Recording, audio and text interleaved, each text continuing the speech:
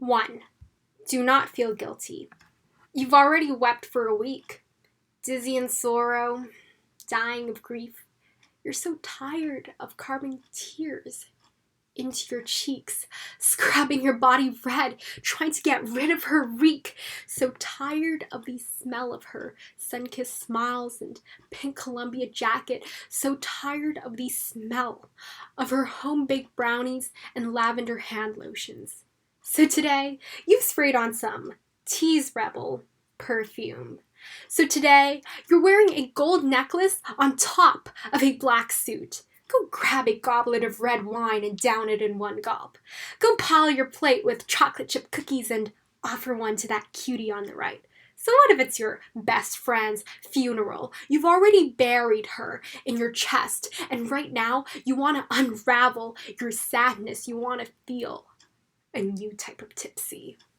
2.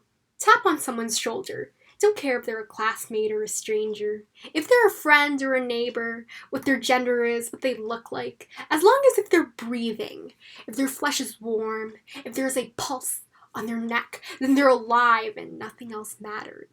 So when they turn around, give them a wink and tell them they're drop dead gorgeous.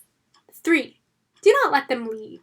If they leave, you can't flirt. The conversation will die, and besides, you've already had enough of death. So instead, why not ask them some questions like, what do you like, hot chocolate or chocolate milk? Do you prefer sunny days or rainy days? Do you like hugs? Do you like dogs? Do you like hot dogs? What's your pet peeve? What's the best type of cheese? What's the funniest meme you've ever seen, you talkative teenager? You random question generator spitting out sentences as if your sanity depends on it. You've got this. Don't let them wonder why you're keeping this conversation alive as if your life is on the line. 4. Laugh.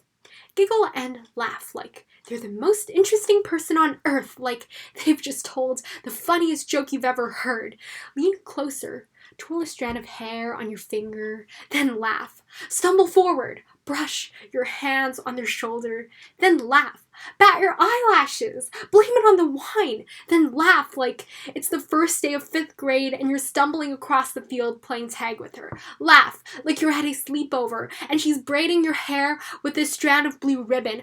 Laugh like you're stealing a chicken nugget from her lunchbox, an eraser from her pencil case. Laugh like there's a math test tomorrow and she studied but you didn't. Drop the plate of cookies and the wine glass and laugh with your head tilted back. Laugh with your eyes shut, with your arms crossed, with your body facing up. Laugh like you're in a casket.